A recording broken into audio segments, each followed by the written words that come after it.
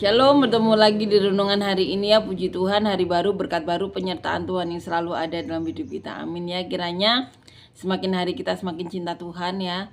Semakin hari kita semakin menyadari arti hidup kita ya. Semakin hari kita semakin mengerti ya tujuan kita, tujuan hidup kita ya. Jangan sia-siakan hidup kita dengan hal-hal yang duniawi atau apapun ya. Maksudnya duniawi itu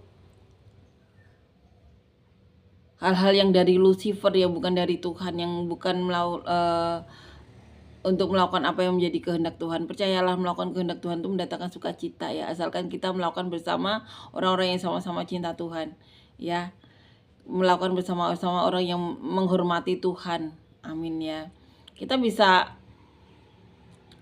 berada dengan orang-orang yang tidak cinta Tuhan, dan itu akan menguras energi ya. Karena kita tahu semua itu ada ayatnya di Alkitab ya.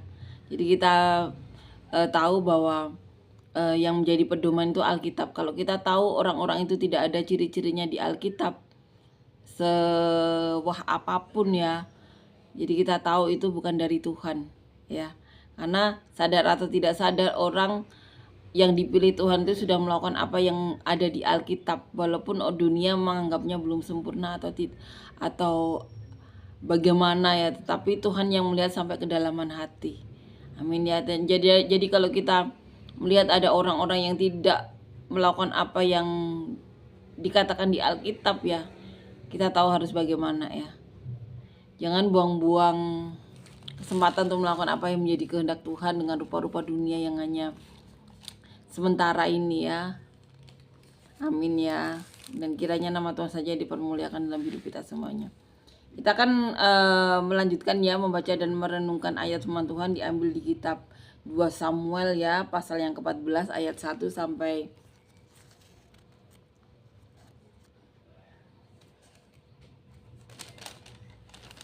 sini ya.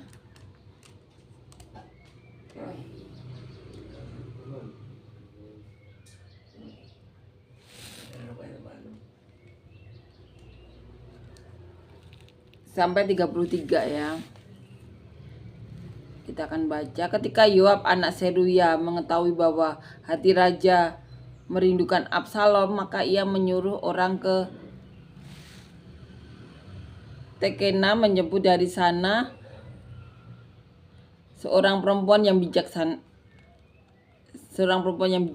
Lalu ia berkata kepada perempuan itu. Jadi Daud itu rindu ya kepada Absalom, dan kemudian Yoab bertindak ya dengan menjemput dari sana seorang perempuan yang bijaksana.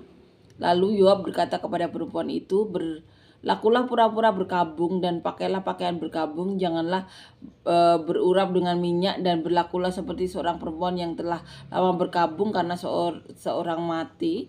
Kemudian masuklah menghadap raja dan berbicaralah kepadanya seperti ini. Lalu Yoab menaruh perkataannya ke dalam mulut perempuan itu. Jadi perempuan itu disuruh untuk pura-pura berkabung ya. Ketika perempuan Tekoa itu masuk menghadap raja, sujudlah ia dengan mukanya ke tanah dan menyembah sambil berkata, tolonglah ya tuanku raja. Ya, jadi itu yang dilakukan. Raja bertanya kepadanya, ada apa? Jawabnya, aku ini seorang janda sebab suamiku sudah mati. Hambamu ini mempunyai 2 orang anak laki-laki, mereka berkelahi di padang, dan karena tidak ada yang memisahkan, maka yang satu memukul yang lain dan membunuh dia. Jadi ini semuanya disuruh Yoab ya, apa yang dikatakan perempuan ini semuanya disuruh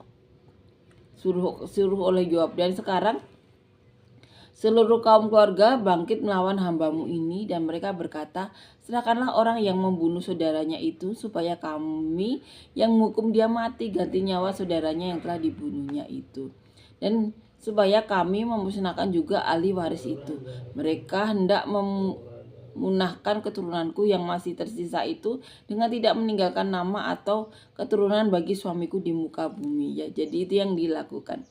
Lalu berbicara raja kepada perempuan itu, pulanglah ke rumahmu, mengenai engkau akan kuberi perintah. Perempuan Tekoa itu berkata kepada raja, aku dan keluargaku akan menanggung kesalahan itu ya tuanku raja, tetapi raja dan tahtanya tak bersalah. Jadi itu ya, semuanya itu perkataan Yoab ya yang ditaruh dalam perempuan bijaksana ini.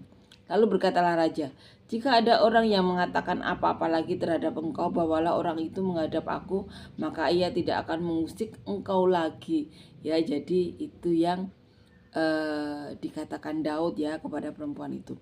Kata perempuan itu, kiranya raja ingat kepada Tuhan Allahmu supaya si penuntut tebusan darah jangan terlalu banyak menimbulkan kemusnahan dan supaya mereka jangan memusnahkan anakku itu. Lalu berkatalah raja, demi Tuhan yang hidup, sehelai rambut pun dari kepala anakmu itu tak akan jatuh ke bumi. Itu yang dikatakan ya. Kemudian berkatalah perempuan itu, izinkanlah hambamu ini berkata sepatah kata lagi kepada Tuanku raja. Jawabnya, berkatalah perempuan itu, mengapa raja merancang hal yang demikian terhadap umat Allah? Oleh karena Tuanku mengucapkan perkataan ini, maka Tuanku sendirilah yang bersalah dengan tidak mengizinkan pulang orang yang telah dibuangnya. Sebab kita pasti mati, kita seperti air yang tercurah ke bumi yang tidak terkumpulkan, tetapi Allah tidak mengambil nyawa orang, melainkan ia merancang supaya seorang yang terbuang jangan tinggal terbuang daripadanya. Itu yang dikatakan perempuan itu ya. Jadi dikatakan melainkan ia merancang supaya orang yang terbuang jangan tinggal terbuang daripadanya. Maka sekarang aku datang mengatakan perkataan ini kepada Tuanku Raja, karena orang banyak itu telah menakut-nakuti aku. Sebab itu pikir hambamu ini, baiklah aku berbicara dahulu dengan Raja. Mungkin Raja mengabulkan permohonan hambamu ini. Itu yang dikatakan ya. Sebab Raja akan mendengarkan aku dan akan melepaskan hambamu ini dari tangan orang yang hendak memusnahkan aku dan anakku bersama-sama dari milik pusaka Allah. Itu yang dikatakan ya. Jadi hambamu ini berpikir perkataan Tuanku Raja tentulah akan menenangkan hati. Sebab seperti malaikat Allah, demikianlah Tuanku Raja yang dapat membedakan apa yang baik dan jahat. Dan Tuhan Allahmu kiranya menyertai Tuanku. Itu yang dikatakan perempuan bijaksana itu ya. Lalu Raja menjawab katanya kepada perempuan itu, baiklah, jangan sembunyikan kepadaku apa yang hendak kutanyakan kepadamu. Kata perempuan itu, berkatalah kiranya Tuanku Raja. Kemudian berkatalah Raja, adakah Yoab campur tangan dengan engkau dalam semuanya ini? Jadi Daud langsung pikirannya ke Yoab ya.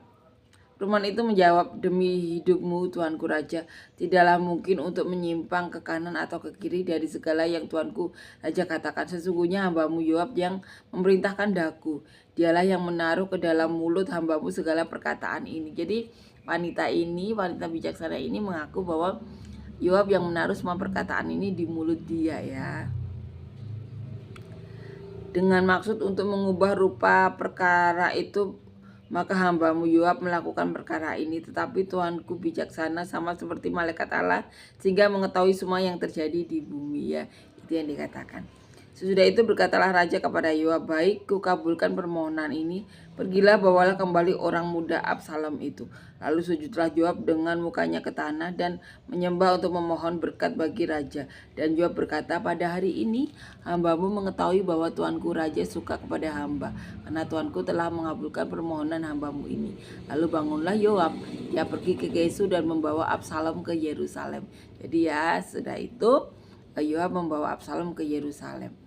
Tetapi berkatalah Raja, ia harus pergi ke rumahnya sendiri, jangan datang ke hadapanku. Jadi pergilah Absalom ke rumahnya sendiri dan tidak datang ke hadapan Raja. Di seluruh Israel tidak ada yang begitu yang banyak dipuji kecantikannya seperti Absalom. Dari telapak kakinya sampai ke ujung kepalanya tidak ada cacat padanya. Jadi seperti Tamar yang cantik ya. Kan mereka kakak adik ya. Ya Tamar yang begitu cantik, Absalom juga begitu dipuji kecantikannya, tampan ya, seperti itu. Apabila ia mencukur rambutnya pada akhir tiap-tiap tahun, ia mencukurnya karena menjadi terlalu berat baginya. Maka ditimbangnya rambutnya 200 shikal beratnya menurut batu timbangan raja ya. Itu yang dikatakan. Bagi Absalom lahir 3 anak laki-laki dan seorang anak perempuan yang bernama Tamar. Ia seorang perempuan yang cantik ya. Jadi anak Absalom ada yang dinamai Tamar juga, yang dikatakan ia seorang perempuan yang cantik.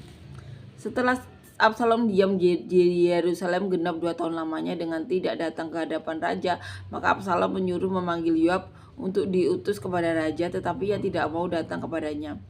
Kemudian disuruh disuruhnya memanggil dia lagi untuk kedua kalinya, tetapi ia tidak mau datang.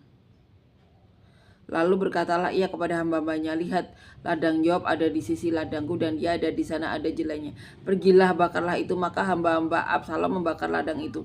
Lalu Yoab pergi mendapati Absalom ke rumahnya dan bertanya kepadanya, mengapa hamba-hambamu membakar ladang kepunyaanku ini? Jawab Absalom kepada Yoab, ya, aku telah menyuruh orang kepadamu mengatakan, datanglah kemari supaya aku mengutus engkau kepada raja untuk mengatakan, apa gunanya aku datang dari Gesur, lebih baik aku masih tinggal di sana. Maka sekarang aku mau datang ke hadapan raja. Jika aku bersalah, biarlah ia menghukum aku mati.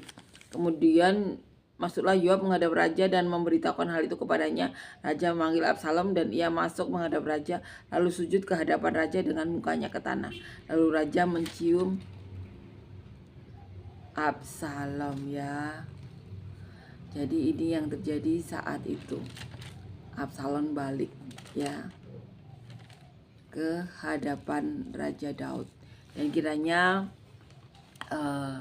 kita semakin mengenal isi hati Tuhan, ya, dengan membaca kisah-kisah di Alkitab ini, dan kiranya hati kita semakin mengerti isi hati Tuhan, dan biarlah nama Tuhan saja dipermuliakan dalam hidup kita. Tuhan Yesus memberkati. Sampai jumpa di renungan selanjutnya. Selamat pagi.